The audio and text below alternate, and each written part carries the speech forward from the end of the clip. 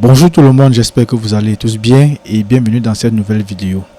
Il y a une question qui ne cesse de revenir au niveau de cette chaîne, qu'est-ce qu'un microservice? Beaucoup vont s'attendre à une question qui est plutôt longue et très complexe, sachez que c'est juste une architecture logicielle. Et quand je parle d'une architecture logicielle, qu'est-ce qu'une architecture logicielle? Je ne vais pas rentrer là-dedans, mais je vais vous expliquer ce que c'est qu'un microservice. Et je pense que à la fin de cette vidéo, vous saurez ce que c'est qu'un microservice et vous saurez quels sont les types de communication que vous pouvez avoir au niveau des microservices et comment implémenter un microservice. Donc, restez jusqu'à la fin pour apprendre beaucoup de cette vidéo. D'accord? Imaginez que vous avez une application e-commerce qui va gérer la gestion des produits, les commandes, les paiements et que au Black Friday, il y a ce qu'on appelle la montée en charge. La montée en charge, c'est quand l'application ne répond plus comme elle devait attendre. Le temps de réponse devient de plus en plus très long. D'accord? C'est ça la montée en charge. Ce que vous devez faire, c'est de retirer la partie qui cause la montée en charge. Ça peut être les commandes qui sont tellement passées ou bien tellement de personnes sont en train de consulter les produits. Vous retirez donc la fonctionnalité qui fait en sorte que nous ayons la montée en charge et vous le développez à part. Et lorsque vous allez retirer la partie qui cause la montée en charge, il doit falloir que cette partie-là puisse communiquer avec les parties restantes. D'accord? C'est là où on parle de communication interservice. Donc, dès lors que vous avez retiré un bloc et que vous l'avez développé à part, développer sa base de données, là vous êtes en train de mettre en place ce qu'on appelle un microservice. Donc un microservice, c'est une grosse application que vous pouvez scinder à des petites applications et ces applications pourront communiquer entre elles pour pouvoir s'échanger les données, puisque lorsque vous divisez l'application, vous devez aussi également diviser la base de données. Donc chaque service a sa base de données, a son serveur d'application, a ses DTO, a ses mappers, a tout ce qu'il faut, gestion d'erreurs, tout ce qu'il faut. Mais l'un des défis des microservices, c'est la communication entre les microservices. Il existe trois types de communication que je connais: la communication synchrone, asynchrone et la communication par partage des données. D'accord? La communication synchrone, c'est une communication qui consiste pour un microservice d'appeler un autre microservice, récupérer les données, donc faire une requête au niveau des microservices et récupérer les données à l'instant. Et la communication asynchrone, c'est une communication qui consiste à communiquer à travers ce qu'on appelle les événements, donc l'event sourcing. Et la communication asynchrone permet donc de pouvoir utiliser ce qu'on appelle les brokers, qui est ce qu'on appelle encore les fils de priorité pour pouvoir communiquer. Dans la communication asynchrone, vous pouvez passer par le protocole HTTP, le protocole gRPC. Comme le protocole HTTP, il peut supporter les RESTful API, il peut supporter les GraphQL, et communication RPC, il supporte donc ce qu'on appelle le gRPC, Generic Remote Procedure Call. Et la communication asynchrone est basée sur les brokers comme Apache Kafka, RabbitMQ, Apache Pulsar, AT, FMQ, Redis. Vous voyez donc, ça peut utiliser plusieurs types de logiciels qui ont été conçus, mais c'est basé sur les fils de priorité FIFO, First In, First Out. Maintenant, quand est-ce qu'il faut utiliser la communication synchrone et quand est-ce qu'il faut pas utiliser la communication synchrone? La communication synchrone est utilisée lorsque vous faites une requête et vous voulez les donner tout de suite. Imaginez quelqu'un qui est en train de passer une commande. On doit savoir, le système doit pouvoir vérifier la quantité du produit disponible. Vous passez une commande, peut-être de 10 produits, vous devez vous rassurer que le système doit se rassurer que les 10 produits que vous voulez donc mettre dans votre panier ou bien que vous voulez donc acheter est donc disponible au niveau de la plateforme pour qu'on puisse vous les livrer. Là, il faut faire une requête et attendre la réponse à l'immédiat. On utilise la communication synchrone. Mais lorsque vous voulez peut-être faire ce qu'on appelle les mises à jour de l'inventaire, quelqu'un a acheté peut-être un produit ou bien il a passé une commande, vous l'avez livré, le système doit être capable de mettre à jour le service d'inventaire, donc mettre à jour la quantité. Il y avait 10 produits, vous avez en acheté 5. Le système doit pouvoir mettre à jour ce système-là sans toutefois attendre la réponse. Même si le service est éteint, il doit pouvoir effectuer ce qu'on appelle la mise à jour. D'accord? C'est ça la communication asynchrone et ça marche plutôt très bien. Maintenant, il y a la communication par partage des données, c'est-à-dire vous pouvez utiliser une base de données où un serveur va venir déposer les données et l'autre serveur va venir récupérer les données. C'est ça la communication par partage des données, dans sharing data. Mais aujourd'hui, je ne vais pas vous montrer comment implémenter la communication synchrone puisque je l'ai déjà fait. Regardez sur des vidéos sur ma chaîne et si vous ne trouvez pas, laissez un commentaire. Là, je vais me charger de vous envoyer le lien, soit par email ou bien laissez le lien de ces vidéos en commentaire. J'ai montré comment implémenter la communication asynchrone. J'ai montré comment implémenter la communication synchrone en utilisant Spring Boot. en utilisant aussi Django. Aujourd'hui, je vais vous montrer comment implémenter la communication asynchrone en utilisant Spring Boot. D'accord? Et le broker que nous allons utiliser, c'est RabbitMQ.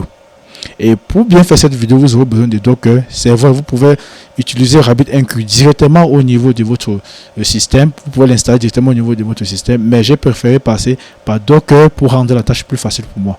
Donc, soit vous installez RabbitMQ, je vais vous montrer comment l'installer sur votre système, que ce soit sous Linux, Mac OS ou bien Windows. Et je vous montrerai également comment le démarrer sur Docker. C'est la méthode que nous allons utiliser. Mais avant de partir vous montrer comment le code fonctionne, j'ai préparé pour vous un diagramme d'activité qui va montrer le workflow que nous allons implémenter au niveau de notre application. D'accord? Donc restez jusqu'à la fin et vous n'allez pas en sortir bredouille de cette vidéo. Là je suis donc au niveau de mon site, du site MainMeret. Donc j'ai préféré utiliser ce qu'on appelle les diagrammes par code. Donc j'écris le code qui va me générer dans les diagrammes. J'aime bien cette méthode ci là. D'accord, je vais un peu zoomer pour que ce soit clair pour tout le monde. Voilà, voici le workflow. Qu'est-ce que je fais? Laissez-moi fermer ce menu. Voilà, il est là. Lorsque l'administrateur ou bien le client, ici on peut mettre admin. Donc si je modifie là, vous verrez la modification sera prise en compte directement au niveau du code. Il dit qu'il ne peut pas modifier. Client admin, à ce niveau je peux utiliser admin également. D'accord, c'est nickel. Bon, try to interactive. Bon, je vais revenir à ce que j'avais. Voilà, ici je peux modifier là. Je peux mettre admin, voilà, j'ai admin. Lorsque l'admin qui est là doit venir au niveau du service produit, donc il va ajouter un produit. Par exemple, là, vous voulez post product, ça c'est le endpoint, d'accord. Mais au niveau de notre endpoint, nous avons slash API slash version 1 slash product, d'accord. Voici ce que nous avons au niveau de notre code. Lorsqu'il va appeler ce endpoint ici là avec le produit, qu'est-ce que le service produit doit faire? Le service produit doit récupérer le produit, il doit persister ça au niveau de la base de données. Dès qu'il a persisté au niveau de la base de données, il va déposer un événement qui va s'appeler Product Created Event. Donc il publie l'événement dans quoi? Dans la file d'attente RabbitMQ, dans le broker, la file des priorités. Dès qu'il a publié ça au niveau de la file des priorités, qu'est-ce qui va se passer? RabbitMQ à son tour va donc mettre ça, doit donc acheminer cela au niveau du service inventaire. Bon, le service inventaire, mais quand il dit acheminer, c'est juste pour trop dire, parce que service inventory doit souscrire. Donc ça c'est le producteur, ça c'est le consommateur. Le producteur sauvegarde le produit, il publie l'événement dans la file d'attente. Celui-ci qui est le consommateur, lui il a souscrit à la file d'attente. Donc il va aller au niveau de la file là, donc il est en écoute. Dès qu'il va écouter l'événement qui va s'appeler Product Created Event, qu'est-ce qu'il fait? Il doit créer l'inventaire. Il doit créer ou mettre à jour l'inventaire. Dans la mesure où ça existe, j'ai oublié de mettre une structure alternative là. Dans la mesure où le produit existe déjà, qu'est-ce qu'il va faire? Il va mettre à jour la quantité. Si le produit n'existe pas, il va créer le produit au niveau de la base de données. Dans la mesure où il parvient à créer le produit, il va publier il doit publier un événement. Bon, je pense qu'il ne doit pas publier l'événement. Je pense qu'il faut le faire simple. Bon, on va le faire simple. Dans la mesure où il parvient à créer l'événement, on va juste faire un log au niveau du serveur pour dire que le produit a été bien créé. Et dans la mesure où il ne parvient pas à créer le produit, il va publier dans la file d'attente un événement qui s'appelle Inventory Creation Failed Event. Ça c'est l'événement qui permet de dire, informer au service produit que cela n'a pas été créé. Et dès qu'il va informer au niveau du service produit que cela n'a pas été créé, le service produit à son tour doit consommer l'événement là et supprimer le produit dans sa base de données. On appelle ça la compensation. Donc ce que nous sommes en train de faire, c'est ce qu'on appelle la gestion de la cohérence des données. Et le pattern que nous sommes en train d'utiliser, c'est le pattern Saga. D'accord? Donc, étant donné que ceci a été bien compris, où je peux commencer. Le client, l'admin publie crée un produit, le service produit sauvegarde, il persiste au niveau de la base de données, publie l'événement au niveau des RabbitMQ, l'événement qui informe à Inventory qu'un produit a été créé. Dès qu'il informe à Inventory qu'un événement a été créé, Inventory va consommer l'événement et récupérer dans les données, sauvegarder au niveau de sa base de données, publier un événement qui permet de montrer que, tout s'est bien passé. Et si publie l'événement que tout s'est bien passé, le service Inventory produit ne fait rien, mais dans la mesure où cela n'a pas marché, le service là va pouvoir, service prod va supprimer le produit dans sa base de données pour qu'il n'ait pas incohérence de données. On appelle ça data inconsistencies en anglais. D'accord. Étant donné que tout ceci a été dit, allons voir comment est-ce que nous pouvons coder ça. Donc tout d'abord, je vais commencer par démarrer. Si vous remarquez là, j'ai réussi à dockeriser tout ceci, mais nous n'allons pas démarrer ça sur Docker, de peur que ceux qui n'ont pas Docker installé sur leur machine ne puissent pas bien les utiliser. Donc on va démarrer ça simplement. Le premier service que je vais démarrer, c'est le service, c'est le registre service, qui est ce qu'on appelle service d'enregistrement. Donc voilà, et ça, là ça son serveur, et je vais juste venir là, je vais dire debug. Quand je vais dire debug, il va le démarrer et il va écouter sur le port. Voilà qui a été démarré. Il écoute sur le port 8761. Donc je vais juste revenir là. Je vais directement l'ouvrir ici là. Donc je vais dire localhost 8761. 8761.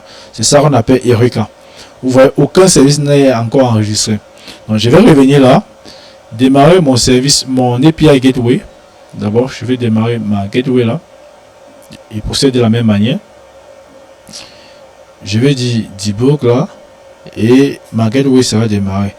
Tandis que ma Gateway démarre, je vais démarrer le service produit. D'accord. Donc là, pour le moment, je me fais fi de Docker. Je suppose que vous n'avez pas encore Docker configuré chez vous. Là, je vais lancer.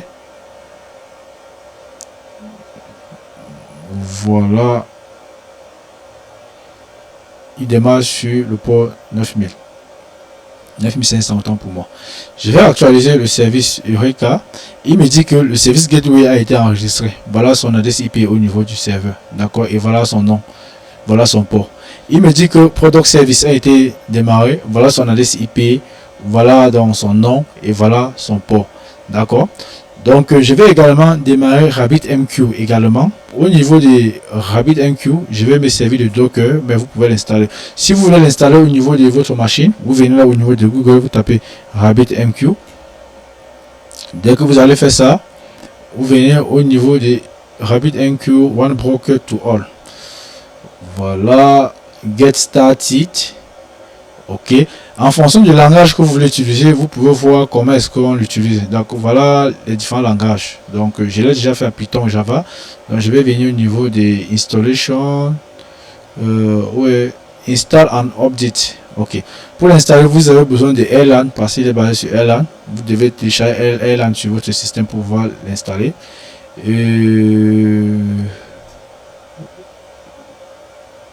Voilà. Version requirement.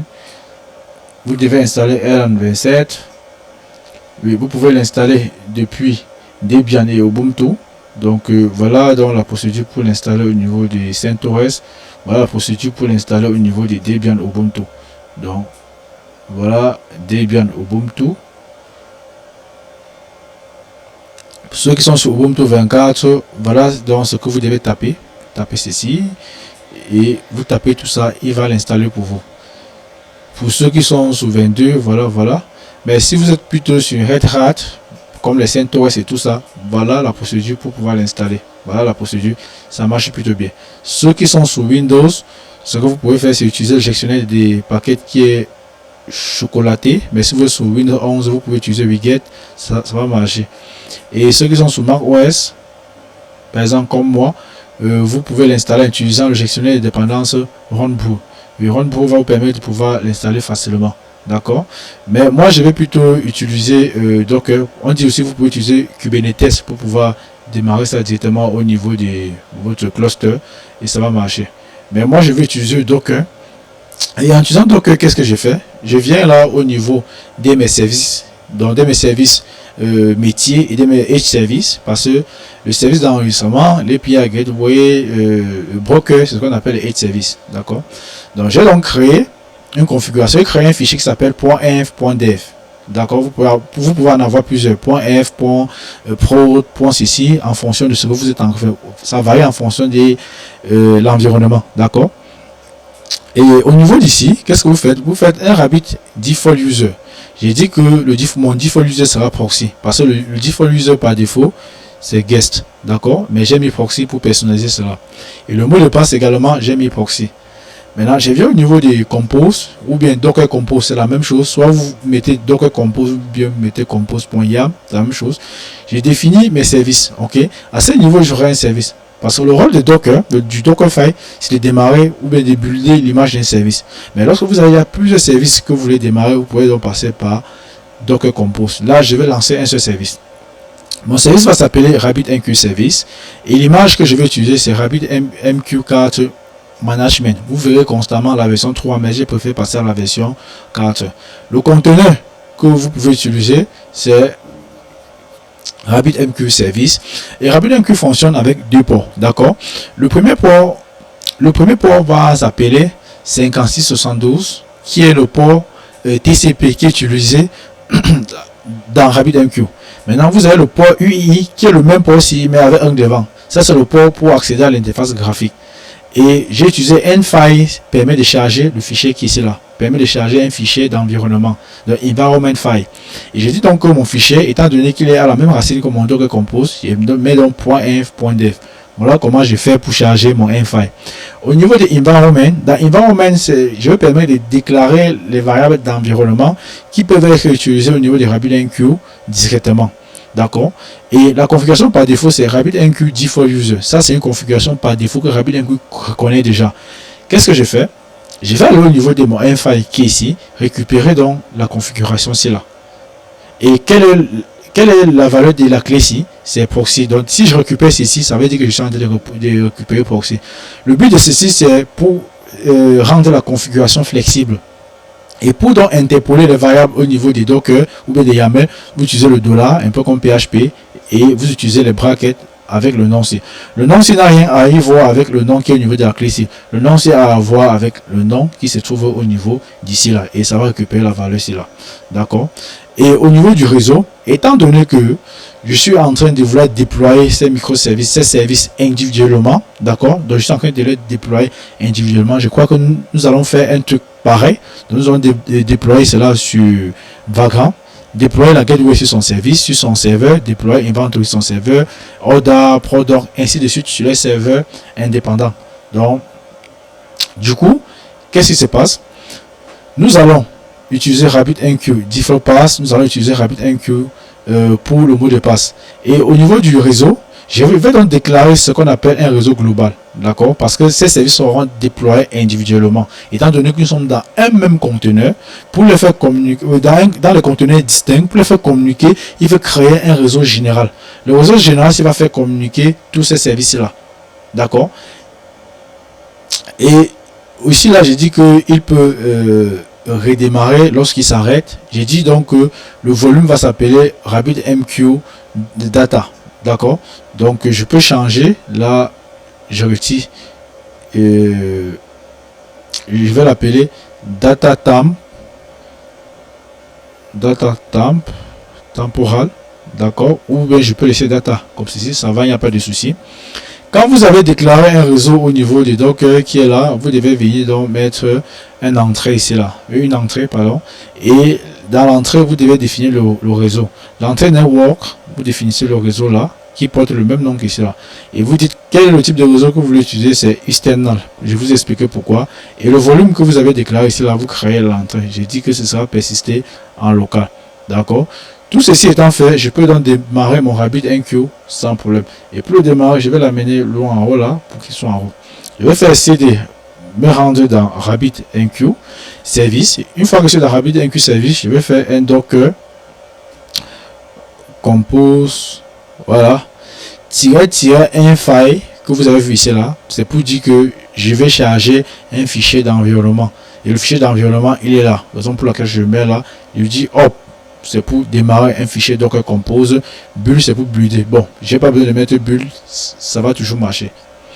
On me dit qu'il ne peut pas se connecter au démon Docker. Je dis d'accord, je vais démarrer donc Docker au niveau de mon système. Dès que je vais démarrer Docker Desktop, il est là. J'ai démarré Docker Desktop, il est là. Donc rassurez-vous que vous avez démarré et puis il est actif. S'il est actif, vous pouvez venir là, voir comment Docker est en train de tourner. Bon, étant donné que je suis en mode plein écran, voilà, Docker, il est en train de tourner sur votre système, sur mon système. Donc je vais faire la même chose. Je vais démarrer RabbitMQ. Je patiente. Voilà. Je patiente qu'il démarre. Il va démarrer.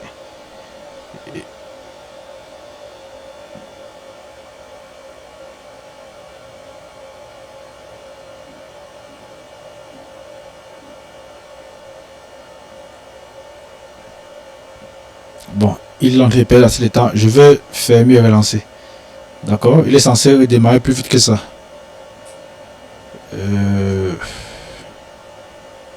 Voilà, le voilà qui a démarré. Bon, étant donné qu'il a démarré, qu'est-ce que je vais faire? Je vais revenir au niveau d'ici, de mon navigateur. Juste dans l'onglet de RabbitMQ, il ne me sert plus à rien. Je vais lancer localhost et aller au niveau de RabbitMQ. Il commence par 1 et 5672. Bon, au niveau d'ici là, Gus, si vous n'avez pas personnalisé, le nom utilisateur, le mot de passe, vous mettez guest comme ceci, d'accord? Mais moi, je l'ai personnalisé, ça veut dire que ça ne peut pas marcher, je ne suis pas autorisé. Donc, j'ai mis proxy. Et à ce niveau, j'ai également mis proxy. Voilà. Le voilà qui marche plutôt bien, d'accord? Donc, étant donné que c'est la même chose que j'utilise depuis, donc ceci c'est pour la formation que j'ai commencé avec Python. Donc, je vais supprimer ce monsieur-ci là, delete this exchange, d'accord? Voilà, et même les files d'attente, je vais supprimer la file d'attente ici. Je vais la delete, voilà, c'est bon. Ok. C'est plutôt bien. Voilà. Avant de commencer à écrire le code, nous allons effectuer des petits tests au niveau de l'interface graphique et bien comprendre ce qui est en train de se passer. D'accord. D'après le workflow que nous avons, dès qu'on a créé un produit, c'est là, on va publier l'événement product created event. Voici l'événement qui sera publié au niveau de notre file d'attente. D'accord. Donc, je vais revenir au niveau d'ici. Je vais d'abord créer ce qu'on appelle un exchange. Au niveau d'ici, l'exchange c'est un peu comme on peut dire quoi, c'est comme l'échangeur, d'accord? Donc je vais créer l'exchange, je vais donner le nom de mon exchange, je vais l'appeler Spring Product Event.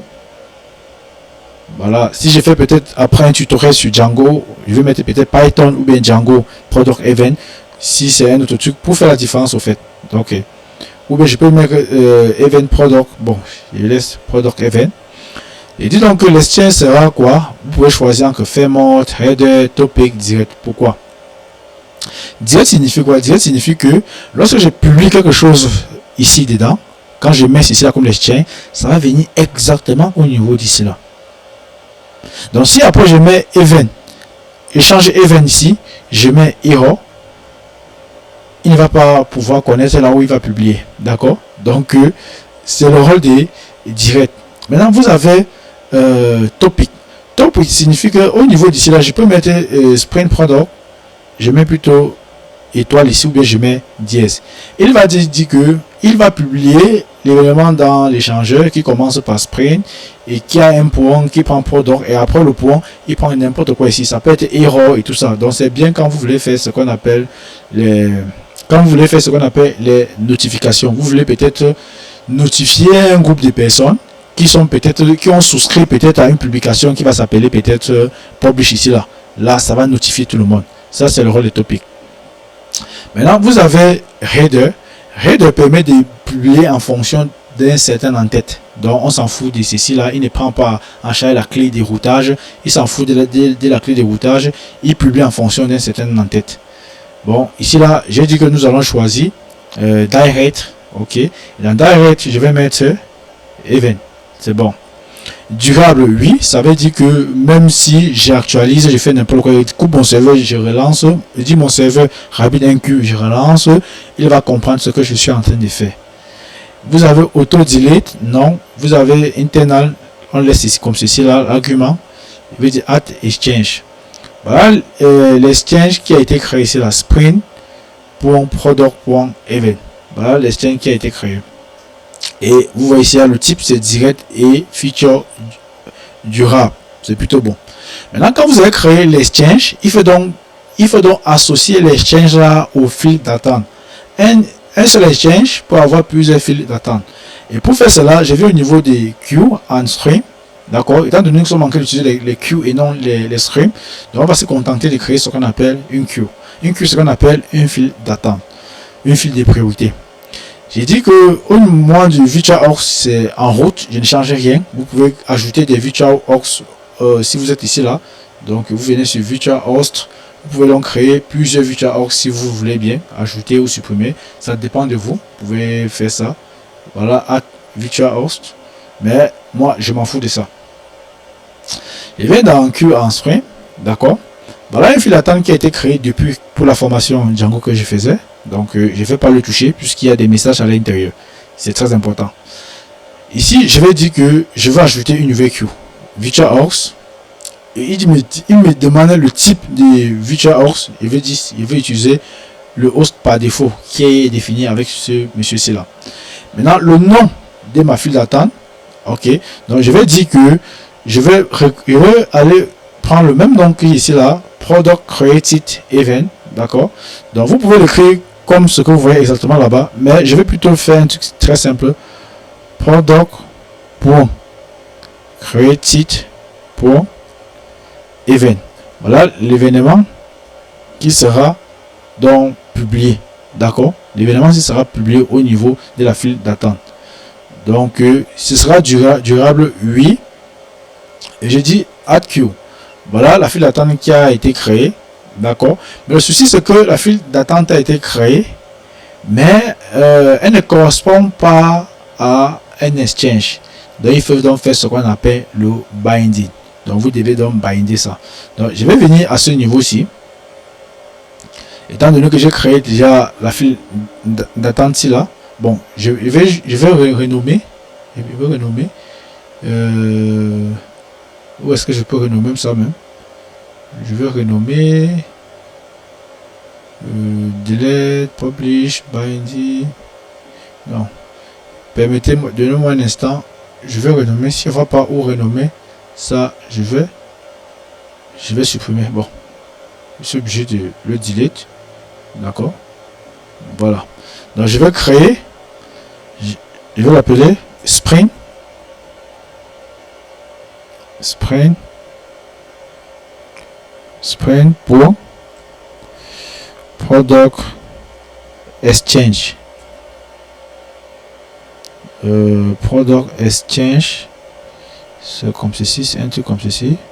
Voilà. Sprint Product Exchange. Voilà, c'est bon. Dès que j'ai fait ça, Sprint Product Exchange, je dois binder la file d'attente, c'est là, qui est Product Created Event. Donc je dois binder. Pour le binder, tout ce que j'ai à faire, c'est de cliquer dessus. Quand j'ai donc cliqué dessus, je suis donc dans ces paramètres. Je viens dans Binding. Dans Binding, on me dit que je dois binder ça à une file d'attente. D'accord. Je peux binder to exchange.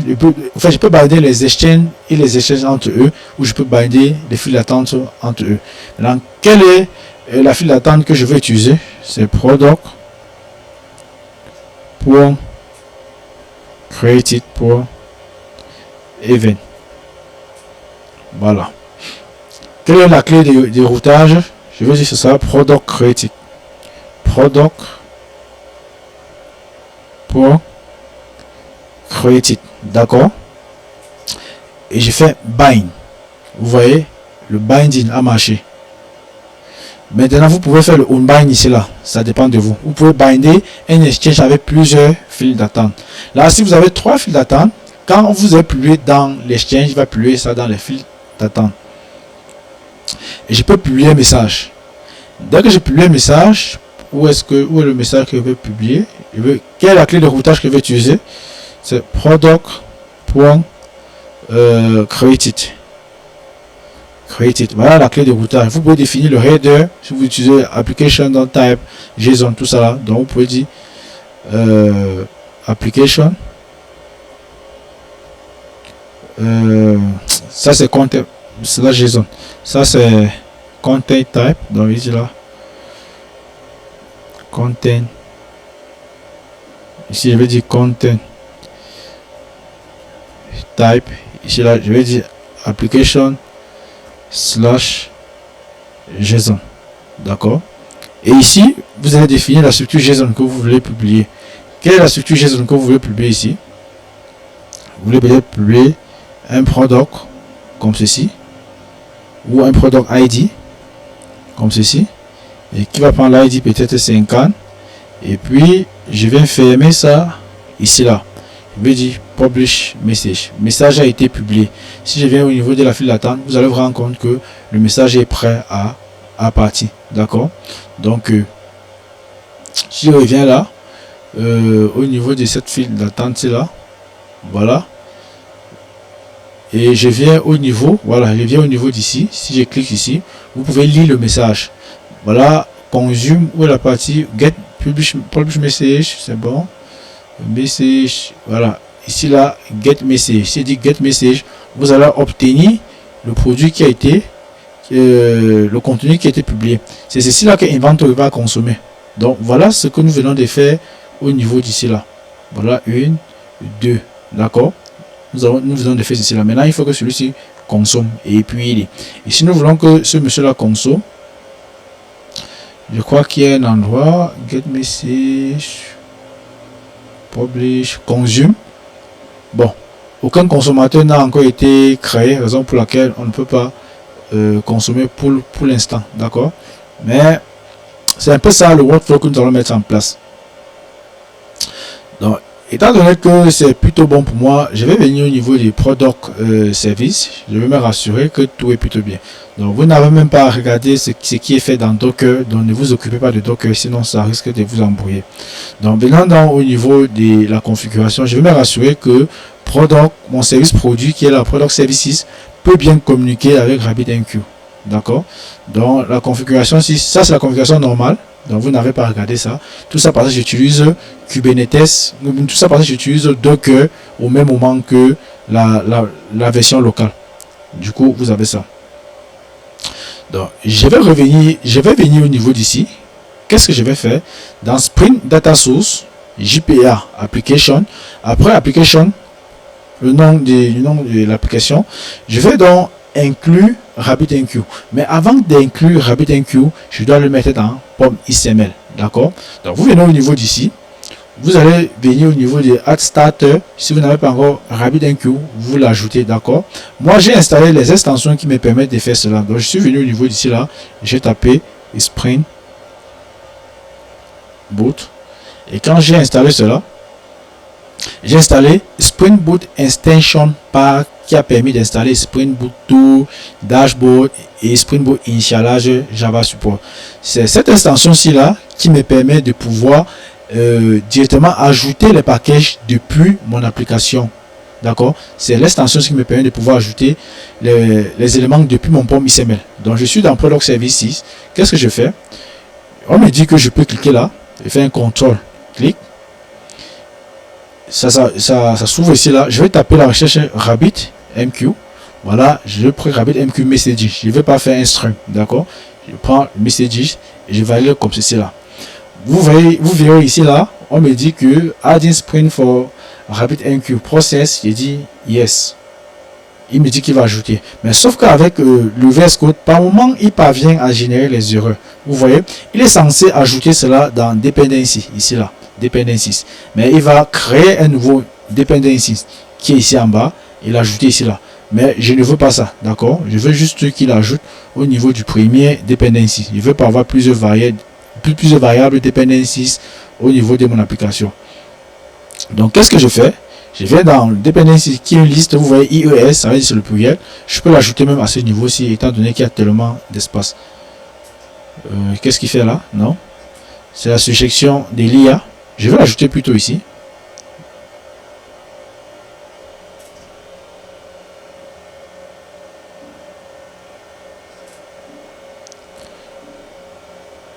pourquoi il insiste dependency management. Il insiste pour rien. Moi, je vais ajouter là-bas. Je vais ajouter ici. J'ajoute où ce sera bénéfique et très bon pour moi. Voilà donc RabbitMQ Starter AMQP. AMQP, c'est Advanced Message Query Protocol. D'accord? Il dit always pour que quand j'ajoute un nouveau truc, il ne me demande plus avant de compiler. C'est bon. Étant donné que j'ai ajouté ça, veut dire que j'ai accès à RabbitMQ directement au niveau d'ici là. D'accord? Étant donné que j'utilise la configuration YAML, si vous êtes sur Property également, ça marche, vous devez écrire tout ça sur une seule ligne. Donc je vais dire RabbitMQ, d'accord? Il est en train de comprendre RabbitMQ.host. Bon, je vais taper comme ceci là, une fois.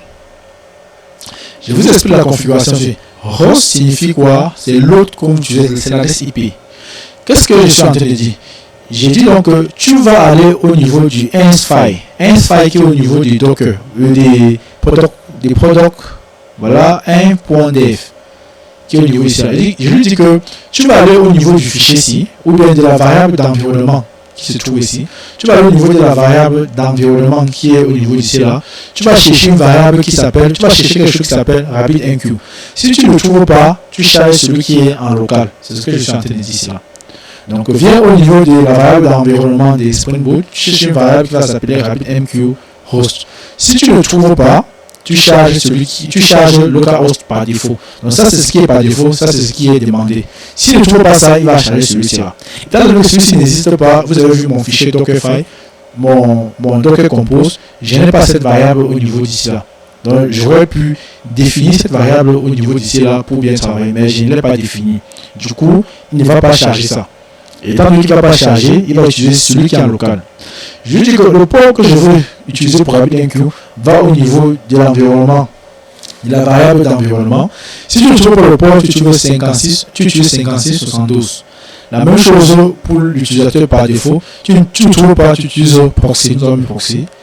Et le mot de passe de RabbitMQ, tu utilises proxy. Le virtual host, on s'en fout de ça, j'ai dit qu'on ne va pas configurer. Le timeout, on s'en fout également de ça.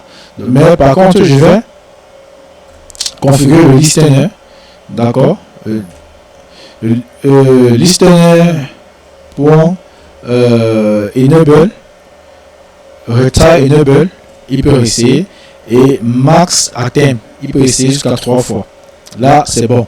Je suis sûr que mon service produit peut actuellement se connecter à RabbitMQ. Là, je suis certain, d'accord. Une fois que tout ça est fait, qu'est-ce que je vais faire? Je reviens donc au niveau de mon code Java. Je vais donc venir au niveau de la configuration ici. Là. Avant d'aller au niveau de la configuration, je vais aller dans mon domaine produit. D'accord? Ici, au niveau du service, si on regarde bien, qu'est-ce qui se passe? D'accord? Donc, est-ce que mon service a démarré? Oui, il a démarré. Allons donc utiliser Postman pour faire quelques requêtes et voir comment les choses marchent. Je vais faire une requête au niveau du service de la gateway. J'ai oublié de vous présenter quelque chose. Est-ce que ma gateway a un coût? Oui. J'ai configuré ma gateway de telle manière que toutes mes requêtes passent au niveau de la gateway. D'accord? Si vous voyez bien, le service produit tourne sur le port 9500. Mais au niveau des Postman, j'ai plutôt mis, laissez-moi zoomer un peu Postman pour que ce soit également clair pour vous. Au niveau des Postman, j'ai plutôt mis, désolé, sorry. Au niveau de Postman, j'ai plutôt mis 9000, qui est le port que j'ai configuré au niveau de ma gateway. Si je viens au niveau de ma gateway ici, je viens dans Main, Resources, vous verrez ici là, le port que j'ai mis c'est 9000. Et voilà donc la configuration avec Swagger qui a été fait. Et il peut s'enregistrer via Eureka via cette configuration-ci là. D'accord? Donc je vais faire un post. Voilà, il me dit erreur 500. Pourquoi? Je vais lire l'erreur 500 pour savoir ce qui ne va pas. Could not execute of the deletable catégorie. Violation de la contrainte d'intégrité. D'accord? Donc ce que nous allons faire, c'est d'essayer de récupérer les catégories pour voir si ça existe. 500. Could not execute duplicated violation contraint. Ah, je suis en train d'ajouter. Attendez, je récupère. Voilà, voilà les catégories que j'ai. J'ai Apple, j'ai Samsung et j'ai Huawei. D'accord? Donc, ça marche plutôt bien. Ok. Maintenant, au niveau d'ici, qu'est-ce que je vais faire? Je vais récupérer la liste des produits. Voilà la liste des produits que j'ai au niveau de ma base de données. Étant donné que j'ai zoomé, ici, je n'ai pas la possibilité de bien voir les choses. Voilà, voilà ça. Ok, j'utilise aussi un système de pagination qui est plutôt bien fait. C'est bon. C'est nickel. Maintenant, je vais dire que je vais ajouter l'iPad 2 au niveau de mon truc. Je fais post, catégorie ID 3.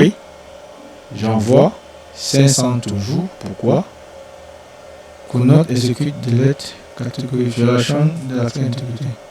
Catégorie pardon.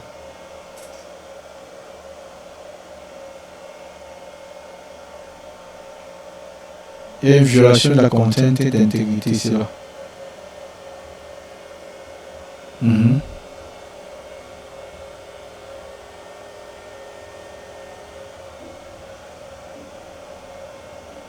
D'accord. Je mets peut-être un là. Catégorie /ID. Voilà. C'est bon. Il a ajouté. Oh. C'est bon. Il a ajouté l'iPad 2 et ça marche. Bon. Ce que nous allons faire, c'est dès que nous allons ajouter le produit au niveau de Postman, il doit publier ça dans la file d'attente. D'accord? Donc tout ce que nous devons faire ici là, la première chose que nous allons faire, c'est toute la configuration que nous avons pu effectuer ici, faire les bindings, nous allons le faire via le code. Donc nous allons le faire manuellement. Donc c'est un peu ça l'histoire que nous allons faire actuellement. C'est là. Donc la première chose que je vais faire, c'est revenir au niveau de mon code. Je vais revenir ici dans Product Service. Permettez que je ferme tout ce qui n'est plus utile là. Close all. Voilà. Je vais dans Product Service. Une fois dans Product Service, je vais aller dans Main et aller dans Config. Dans Config, qu'est-ce que je vais faire? Je vais créer un fichier de configuration ou bien je peux juste continuer avec la configuration que j'avais utilisée pour effectuer la communication synchrone. D'accord? Je peux juste continuer au niveau d'ici. Qu'est-ce que je vais faire? Et sachez que toute configuration, si vous voulez charger cette configuration sur le démarrage de votre application, vous devez mettre configuration. Il va considérer ça comme un fichier de configuration. Donc, je vais dire que je vais définir une méthode publique là, qui va s'appeler public, et je vais dire que je vais utiliser un direct exchange. Si vous vous rappelez bien, nous avons utilisé direct exchange au niveau de la plateforme ici là. Si je reviens dans exchange, nous avons utilisé le type d'échange, c'était l'échange direct. Donc si c'était Fairmont, il devait mettre Fairmont. Si c'était quoi encore là, topic, il devait mettre topic. Les direct exchange ici, je vais mettre product exchange pour faire la différence entre les exchanges qui sont créés. D'accord? Je vais mettre product exchange. Et dans product exchange, qu'est-ce que je fais? Je vais dire que retourne-moi un new direct exchange. Et dans direct exchange là, je vais mettre product service exchange. Qu'est-ce que j'avais mis au niveau d'ici? J'avais mis Spring product exchange. Je copie ça, je vais ici mettre ça. Et je veux dire que, étant donné qu'il va se charger au démarrage, ça doit être un bin. Voilà, ça c'est bon. Je vais définir le dash exchange. Maintenant, comme j'ai défini déjà l'exchange, je peux donc définir la file d'attente. C'est ça également un bin. Je vais dire que j'aurai un public là. Et dans ce public, j'aurai un product. J'aurai un product created event. Ça c'est created event queue. Ou bien je peux dire created queue simplement. Created queue comme ceci là. C'est également bon. Et qui aura comme type de retour queue, la file d'attente. Et rassurez-vous que le queue que vous devez prendre vient de RabbitMQ. RabbitMQ.core. C'est très important. Même le HNC va venir de RabbitMQ.core. Voilà, c'est bon. C'est nickel. Et quel sera le nom de ma file d'attente que je vais créer? Donc, je vais donc dire que La file d'attente là sera liée.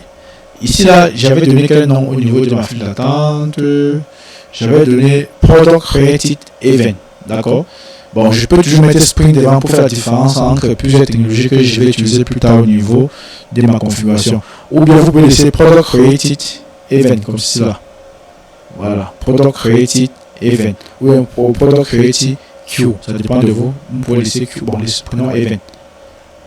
Event, ici là. C'est bon. Maintenant, qu'est-ce que je peux encore faire? Je peux dire que au niveau des Product Created QC là, n'oublions pas que nous avons dit que ça devait être durable. D'accord? Et pour mettre ça, je peux venir ici là. Je vais donc inclure durable. Durable, c'est trop. Là, j'ai dit que c'est durable. Ou bien vous pouvez utiliser le pattern des constructions pour faire cela. Au niveau d'ici là, vous utilisez ce qu'on appelle le binding queue. Donc le queue binding, autant pour moi. Le queue build va vous permettre de pouvoir créer quelque chose qui est plutôt bon. Au lieu de bavarder, je mets ça en commentaire et je vous montre ça rapidement. Return là. Je vais mettre queue ici là. Queue builder. Voilà. Le queue builder point. Maintenant, je mets point durable. Là, je suis d'accord. Et je mets dans le nom d'ici là qui sera et Product Created Queue. Je crois que j'ai mis ça en commentaire. 10 os. D'accord, d'accord. Bon, ça veut dire que vous pouvez utiliser ceci là, directement ici là. Dans la construction là, vous pouvez l'utiliser ici là. Donc je vais supprimer. Vous pouvez l'utiliser directement ici là. Mais restez plutôt simple et original comme ceci là. D'accord. Maintenant, je vais créer maintenant le binding. N'oubliez pas que lorsqu'on a créé l'exchange, nous avons cliqué sur l'exchange et nous sommes venus ici, nous avons fait le binding. Binding, nous avons créé le binding avec Product Created Event. Donc, je vais dire que je crée un bin qui sera un public. D'accord. Et ici, au niveau des products, il va dire que je vais faire un binding. Et le binding que je vais faire sera quoi? Sera Product Created Binding. Oui, c'est bon. Product Created Binding. Je vais essayer d'importer mon binding toujours dans RabbitMQ Core.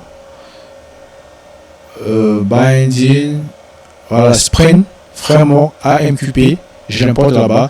Au niveau de ces bindings, je ne vais rien passer en paramètres puisque je vais utiliser les bindings qui ont déjà été définis au niveau d'ici là. Donc, plus besoin d'utiliser quelque chose en paramètres. Donc, à ce niveau-ci là, bind to quoi? To Product Created Queue. Voilà, j'appelle ça comme ceci. Étant donné que c'est une méthode, je l'appelle, il va comprendre. L'exchange également, je vais également l'appeler, il faut aussi comprendre. Et builder binding, pourquoi est-ce qu'il est en train de pleurer? Je vais faire le binding tool. Maintenant, quelle est la clé de routage? La clé de routage que j'ai ici, c'est Product Created. Est-ce que c'est ce que j'avais mis au niveau d'ici là, Product Created? Mais vous pouvez modifier. Là, je vous ai juste montré comment fonctionne l'interface graphique et l'interface qui n'est pas, au fait, et le code. D'accord. Binding builder, oui, je dois l'importer aussi. Sinon, ça va pas marcher. Des Spring Framework. Voilà, les gars, c'est nickel.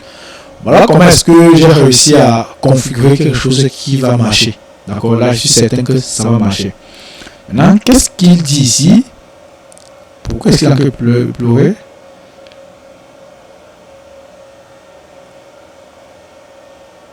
Il dit auto-configure. Je vais essayer de redémarrer. Et au niveau des product services, il essaie de redémarrer pour qu'il charge tout en mémoire. Waouh! Qu'est-ce que j'ai raté? Configuration.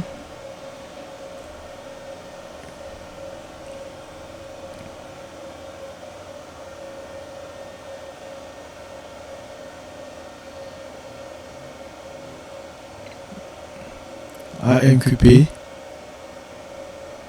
C'est plutôt bon.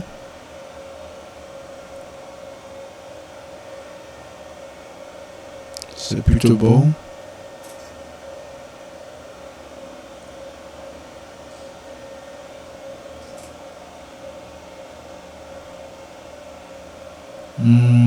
Laissez-moi un peu débugger ça.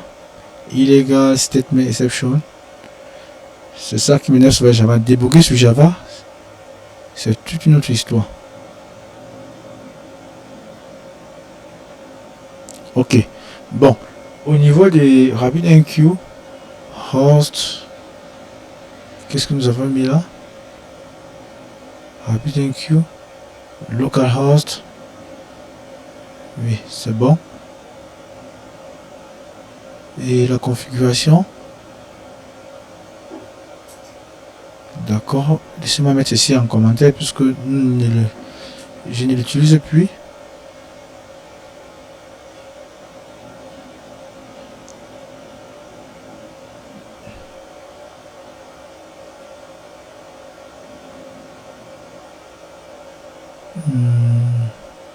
Inventory service, oui.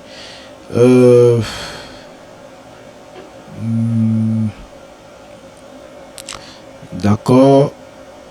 Reste un petit, je l'ai utilisé ailleurs. Bon, je vais juste retirer la configuration que j'ai mis ici dedans. Je vais créer un nouveau fichier de configuration. Je vais l'appeler Rabbit MQ config.java. Voilà. Et du coup, je fais comme ceci là. Je dis arrobase configure.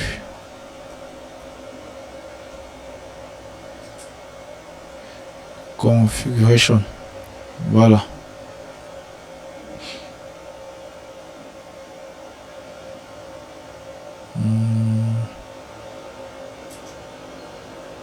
Voilà, c'est bon. J'ai séparé la configuration. Tout marchait plutôt bien. Voilà, le binding s'est bien passé. Voilà, c'est nickel les gars, c'est nickel. D'accord. Donc, je vais donc venir au niveau de mon service. C'est ici là que je parviens à créer un produit. Quand je viens au niveau d'ici, ici où, je suis là. Quand je viens au niveau d'ici, quand je fais product response, ça c'est le service qui me permet de pouvoir créer un produit. Quand j'ai sauvegardé le produit dans la base de données, qu'est-ce que je faisais? Je faisais un try. J'appelais inventory service.create inventory. Je passe le produit ici là. Parce que ici j'avais effectué ce qu'on appelle la communication synchrone. Donc si ça vous intéresse, vous pouvez toujours cloner le repository ici là. Je mettrai le lien en description de cette vidéo pour que vous puissiez avoir accès au code source. Donc je vais éviter de faire la communication synchrone et plutôt je vais effectuer la communication asynchrone à ce niveau pour que ce soit clair pour tout le monde. Maintenant, au niveau de la communication asynchrone, qu'est-ce que je vais faire? Je vais utiliser un REST template, d'accord, Rabbit template, d'accord, et pour l'utiliser je dois le déclarer ici en haut, exactement comme j'ai utilisé inventory service. Donc pour l'utiliser je vais faire un private final et je vais mettre Rabbit template. Dans Rabbit template, il va prendre la variable Rabbit template et je dois faire l'injection de dépendance au niveau d'ici là. Donc je vais demander à mon IA de m'aider. J'appuie table et il a fait mon injection de dépendance. C'est plutôt nickel. D'accord, c'est nickel. Donc, il passe ça dans le constructeur et en passant ça dans le constructeur, il doit faire l'initialisation de la variable ici là. Ça on appelle l'injection de dépendance. Donc à ce niveau, qu'est-ce que je vais faire? Je vais dire Rabbit template convert en send. Voilà, l'IA m'a aidé. Donc je vais essayer de casser ça un peu pour que vous puissiez bien voir. La première chose, qu'est-ce que je fais? Je me connecte au niveau du Spring Product Exchange, qui est l'exchange que j'ai créé au niveau d'ici là. Spring Product Exchange. Ça, c'est le premier argument. L'argument numéro 2, c'est la clé de routage. La clé de routage était Product Created. Voilà la clé de routage qui est Product Created. Voilà, c'est Product Created. C'est la clé de routage. Après la clé de routage, je dois donc publier ce que je dois publier. D'accord? Donc l'objet. Voilà, c'est l'objet que je vais publier. Et l'objet ici là, c'est un objet de type Product. Mais j'ai envie de publier un objet de type Product Created Event. Donc je vais donc créer ce qu'on appelle un payload ou un DTO ou un payload ou un DTO, ça dépend de vous. Je vais l'appeler Product Created Event pour Java. Ça peut être une classe ou ça peut être un record, mais je vais partir avec le record. Au niveau du record, qu'est-ce que je fais? Je viens au niveau du record. Ici là, je vais mettre long ID. Il remplace ça par product ID. d'accord, l'ID du produit. Et après, je dois récupérer product name, je récupère le nom du produit. Je n'ai rien à faire avec la description, je n'ai rien à faire avec le prix, et tout ce que je peux encore récupérer, c'est la quantité qui sera du type integer. Ça, c'est quantity. Quantity, comme ceci là. Voilà. Voilà donc mon record. C'est plutôt nickel. Et je vais sauvegarder. Maintenant, pour ce faire, qu'est-ce que je dois faire? Je peux venir directement écrire au niveau de mon mappers qui est là. J'écris la méthode qui permet de convertir ça en record, qui permet de convertir produit en record. Mais je m'en fous. Je peux directement mettre ça ici là. Parce que depuis un certain temps, je m'en fous seulement. Je peux venir mettre ça directement ici là pour vous montrer comment ça marche. Je vais dire product created event. Product created. Voilà, event. Et dans product created event, je dois donc passer les paramètres. Et pour passer les paramètres, dès que j'ai sauvegardé le produit, je récupère le produit au niveau d'ici là. Voilà. Il a compris ce que je suis en train de faire. Et il m'a plutôt aidé. Qu'est-ce qui ne va pas? Remove.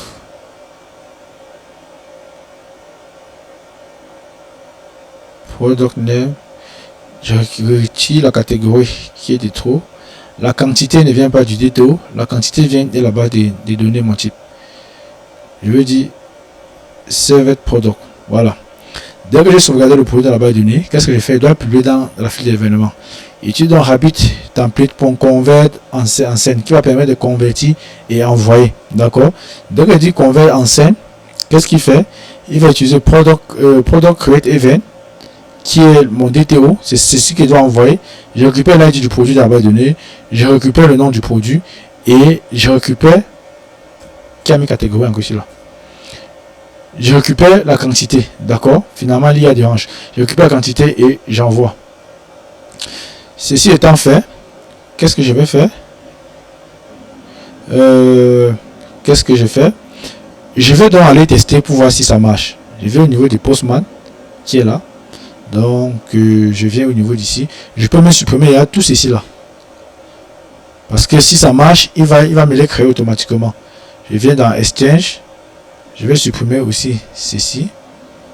Delete. Voilà, c'est bon. Je vais dire iPad 3. J'envoie. Il dit catégorie with fear one not found. Pourquoi? Ça n'existe pas. Je viens de récupérer la liste de catégories. Et il a raison, je n'ai plus la catégorie avec le champ 1. Pourquoi est-ce qu'il fait ça? Je mets 2 là. Voilà, je vais dire insane. Il dit Internet Server Euro. Simple convert only support. Oui, il dit que pour convertir, il ne peut convertir que les chaînes de caractères ou bien les types bits. Ou bien il peut utiliser la sérialisation. D'accord? Maintenant, pour faire ça, rien de très compliqué. D'accord? Je vais juste écrire notre fichier de configuration qui va permettre, pas un fichier configuration, je vais juste écrire une propriété qui va permettre de pouvoir convertir cela pour moi. Mais je vais démarrer à RabbitMQ avant d'envoyer, de publier, convertir d'abord ma chose. Arrobase bin. D'accord? Je vais dire que ce sera un truc public et je vais utiliser Jackson. Oui, c'est Jackson to. Pourquoi je ne vois pas Jackson ici là? Jackson to JSON.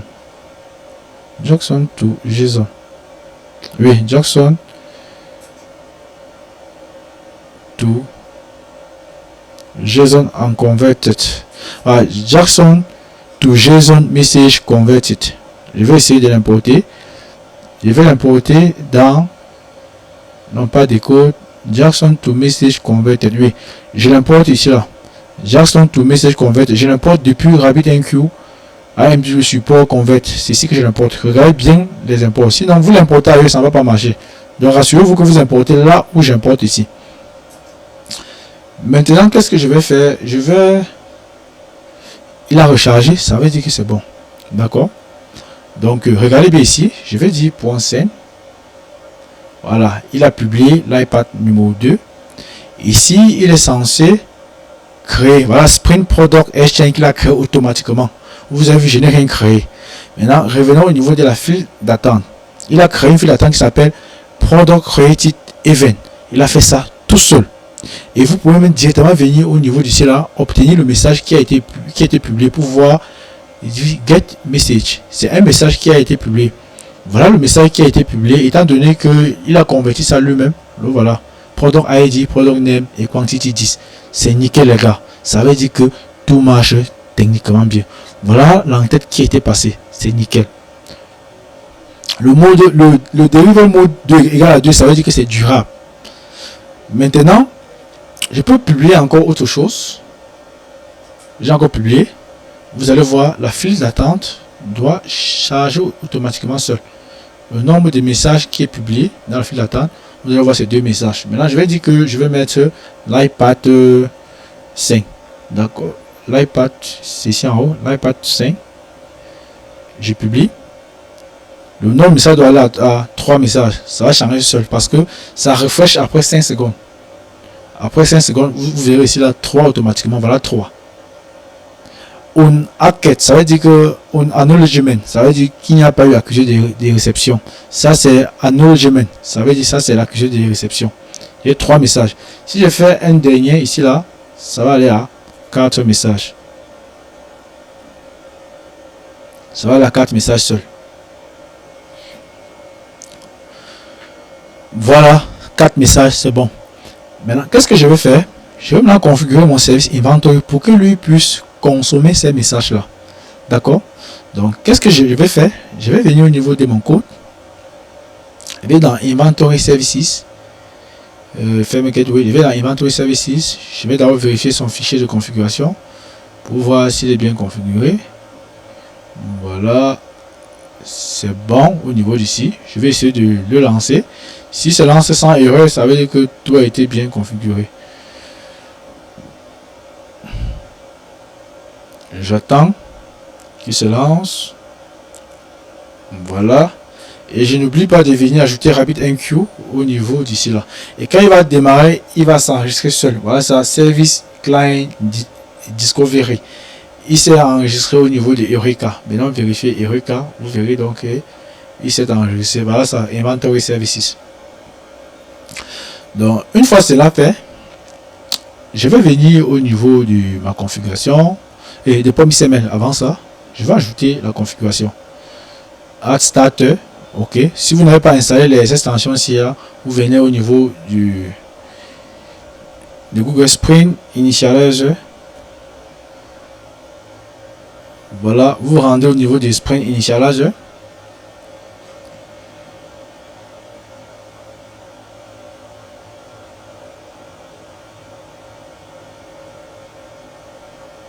Vous venez au niveau, vous rassurez que vous avez pris Maven, Java, c'est bon. Et la version de Sprint, ça me va bien. Vous venez sur Add Dependency, vous tapez RabbitMQ. Pour ceux qui veulent utiliser Apache Kafka, c'est la même chose. Hein. Pour utiliser Apache Kafka, c'est la même chose. Rien n'a changé. Ou bien ActiveMQ, c'est la même chose. Si vous aimeriez bien avoir une vidéo sur comment utiliser plutôt Apache Kafka, comment utiliser ActiveMQ, ou bien Apache Pulsar, laissez-moi un message, je ferai ça pour vous. Donc ne vous dérangez pas. Faites RabbitMQ. Je prends RabbitMQ Message. D'accord. Je viens sur Explore. Quand je viens sur Explore, je peux directement copier ça ici là. Voilà ça, RabbitMQ qui est au niveau d'ici là. Je vais revenir au niveau de mon code. Là, je vais le mettre plus en bas. Après Eureka, je vais le déposer là. Dès que je le dépose, je vais indenter. Et j'indente comme ceci là. Je vais save. Il va faire ça. Il a rechargé, c'est bon. Dès qu'il a rechargé, il va venir ici. Il vient dans Inventory. Il va créer. Il va faire. Qu'est-ce qu'il va faire? Oui, je vais créer. Bon, pourquoi recréer quand c'est ici déjà? Il faut réutiliser. Je viens juste ici. Je viens ici. Je viens dans Product. Je récupère ceci là. C'est ça que je vais récupérer. Je vais le déposer au niveau d'ici. C'est bon. Dès que je fais ça, je dois changer le package. je fasse ça, l'IA va m'aider à définir un nouveau package. Je vais dire package. C'est org.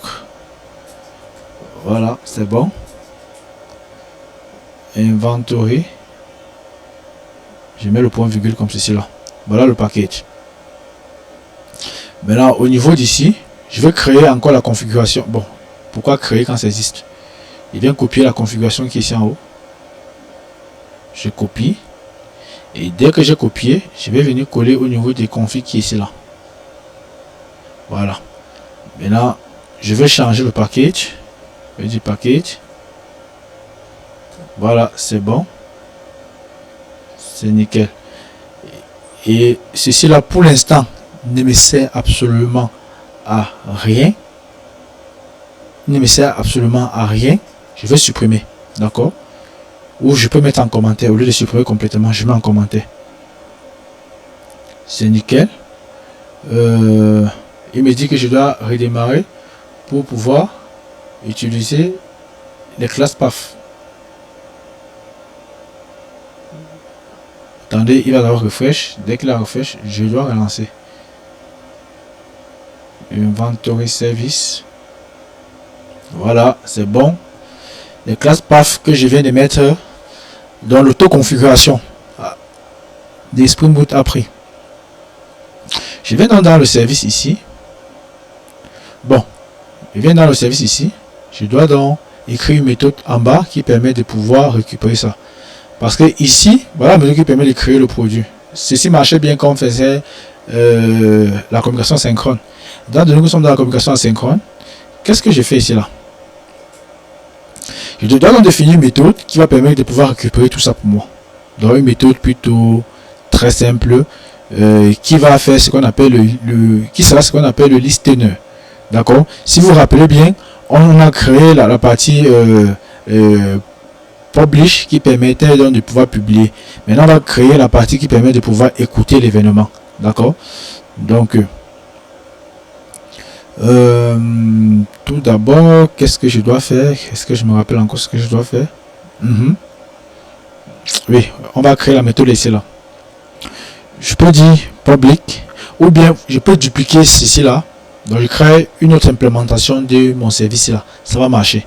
Vous voyez que quand je viens modifier ça veut dire que mon code est ouvert à la modification. Donc, je peux créer un autre service ici là qui sera la version 2 de l'implémentation de mon service. D'accord?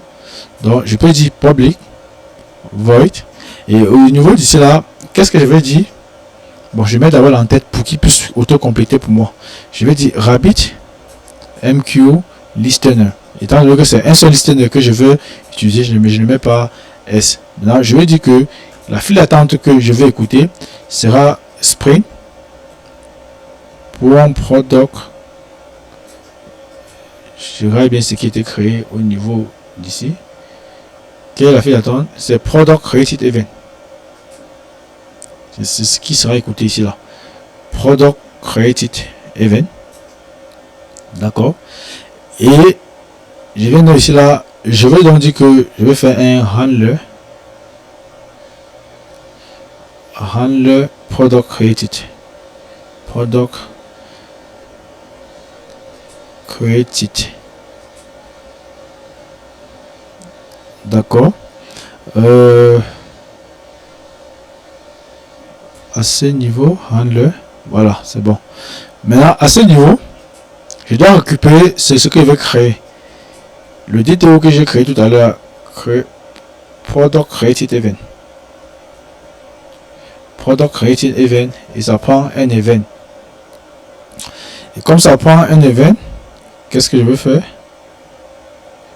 Non, je ne vais pas continuer avec Copilot. Je vais l'essayer moi-même. Voilà. Et qu'est-ce que je fais? Je vais donc récupérer, je vais donc faire le mapping. D'accord? Puisque quand je récupère ça, je dois d'abord mapper. La première des choses, je dois d'abord mapper. Maintenant, pour le mapper, je vais venir dans Mapper, j'ajoute une nouvelle entrée. Je vais l'appeler Public. Voilà. Inventory. Map to Inventory. Et qu'est-ce qui sera passé ici là? ce sera product created. Je vais mettre event là, qui va faire quoi, qui va me return ceci. Voilà.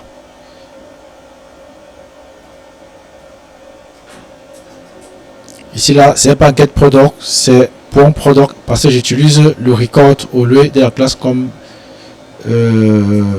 product quantity. Voilà, c'est bon. Vous voyez, j'ai défini les méthodes qui ont presque les mêmes méthodes, qui portent le même nom. D'accord. Quand je vais appeler map to inventory, qui va permettre de pouvoir récupérer ce qui vient de RabbitMQ et convertir cela, il va choisir en fonction de ce qui sera passé sans paramètre. On appelle ça le polymorphisme. Voilà, je vais d'abord dire inventory. Ici, je mets inventory. Ça égale à map to inventory. Mappers point map to inventory. Voilà, je pense ici là. Et il prend event automatiquement. Il reconnaît ce qui est en train de se passer. Maintenant, je vais vérifier si le produit existe. Si le produit existe déjà, je vais mettre à jour, sa quantité. Là, c'est juste pour rendre les choses plus bien. C'est pour éviter la duplication des produits. D'accord. Donc, je vais dire que inventory, comme ceci là, pour inventory, ou bien je vais mettre existing inventory, inventory serait égal à quoi? Inventory repository, j'ai pas de base de données, je peux faire find by ID, oui, ou bien find by product ID, je peux dire find by product ID, oui, find by product ID. Je passe donc l'ID du produit à ce niveau. Je vais faire dans event pour product ID. Là, ça me permet de pouvoir récupérer l'ID du produit. Dans la mesure où ça n'existe pas, or else, tu retournes nul simplement. Voilà. Je vais maintenant dire que if existing product, donc je vais dire si le produit qui existe est différent des nuls, ça veut dire que c'est là dans la base de données. Ou est même point d'exclamation là. Voilà. Est différent des nuls. Si le produit existe dans la base de données, effectivement, qu'est-ce que je fais? Je vais faire existing inventory pour cette quantité. Je modifie la quantité. Je vais récupérer la quantité qui vient de event.quantity. Voilà, j'ai défini une nouvelle quantité. Et je vais donc faire un save. Donc je vais faire inventory repository pour save. Et je vais qu'est-ce qui je vais save? Je vais save existing product. Et à ce niveau, dans la mesure où le produit n'existe pas dans la base de données, je vais créer le nouveau produit. Je vais dire inventory repository pour save. Je vais save qui? Celui que je viens de mapper ici là. Je vais dire inventory. Voilà. Et quand j'ai fini de save, je peux faire un système.log ici là pour informer qu'est-ce qui vient de se passer là. System.out.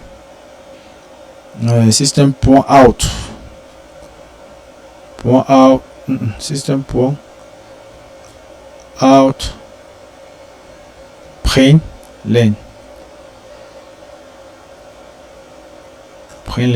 D'accord. Ici on veut dire product updated with ID. Je vais donc mettre l'ID qui sera event, ou bien je prends peut prendre event plus event.get event.product ID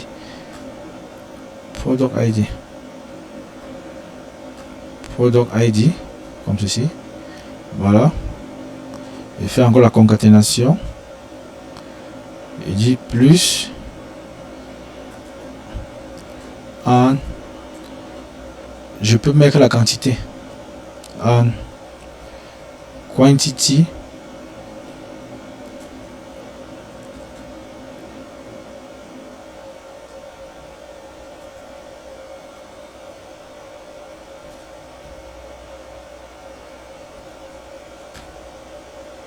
Voilà. Je vais copier la même chose, je dépose ici là, dans la mesure où ça va plutôt faire une mise à jour. Je vais dire create it. Voilà. 8 ID. 8 ID. Étant donné que l'ID sera plus l'ID du produit, ça sera plutôt l'ID des Save it inventory. Bon, je vais laisser ça comme ceci là. C'est bon. Ok. Maintenant, est-ce que j'ai défini la configuration? Oui. La conversion? Oui. Access refused. Authentification? Oui. Il y a erreur au niveau de l'authentification. Ici. Je vais aller regarder. Pourquoi il y a erreur? Bon, parce que je n'ai même pas déjà configuré RabbitMQ ici là. Après JPA directement, je peux dire RabbitMQ host. Laissez-moi récupérer la configuration qui est ici en bas. Là, je vais aller très vite. La vidéo a tellement duré. Voilà, je récupère la configuration ici là. Et puis, je vais la mettre ici.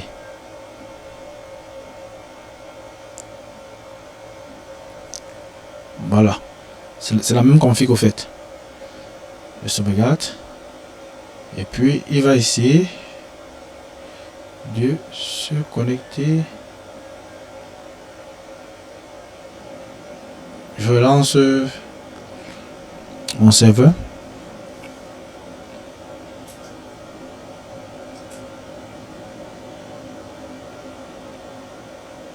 Les 4 messages ici là. Donc il est censé consommer tous les 4 messages.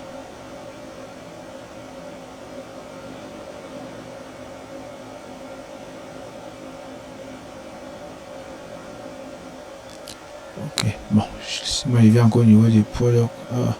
Il vient au niveau des configurations, c'est bon.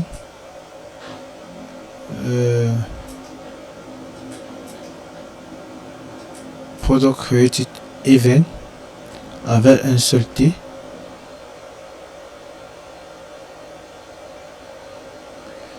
Parce que vous voyez, voilà les 4 produits qui ont été créés directement. Donc je vais faire semblant de sauvegarder un truc ici là, ça va recharger le truc. Soyez attentifs ici là. D'accord. Je vais venir au niveau des Postman. Qui est ici. Voilà. Je vais au niveau des Postman. Je n'ai rien dans ma file d'attente. Je vais au niveau des Postman. Je vais changer la catégorie. Je vais mettre la catégorie 3. Ici là, je vais mettre Samsung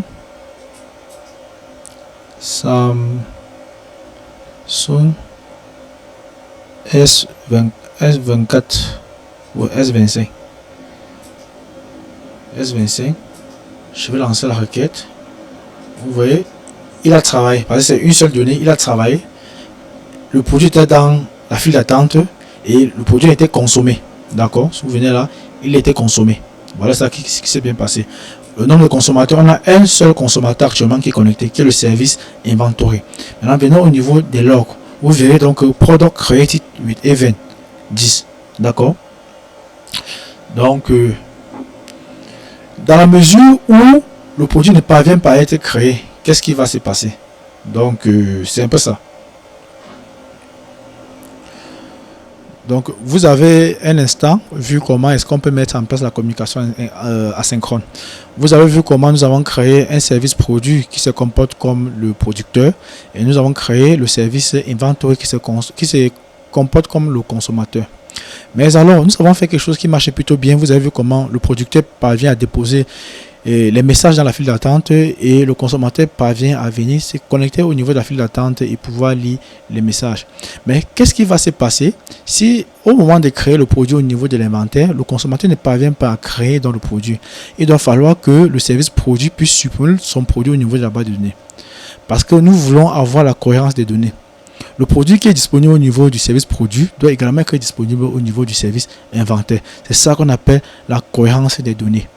Et on doit donc mettre en place ce qu'on appelle l'eventual consistency, la consistance éventuelle. D'accord? Donc, on va mettre en place le principe SAGA qui est basé sur la compensation. Il existe deux patterns en Saga, la chorégraphie et l'orchestration. Donc nous allons mettre en place la chorégraphie qui est basée au niveau de la consistance éventuelle. Je vous donne rendez-vous dans la prochaine vidéo. Si cette vidéo vous a plu, n'oubliez pas de partager, liker, commenter. Si vous voulez connaître comment faire un certain nombre de trucs que j'ai oublié, peut-être ou bien j'ai omis de mettre dans cette vidéo, ou si vous voulez savoir plus des choses, laissez au maximum de commentaires. Je me ferai d'un plaisir d'enregistrer une vidéo uniquement pour répondre à votre question. D'ici là, portez-vous bien. Peace.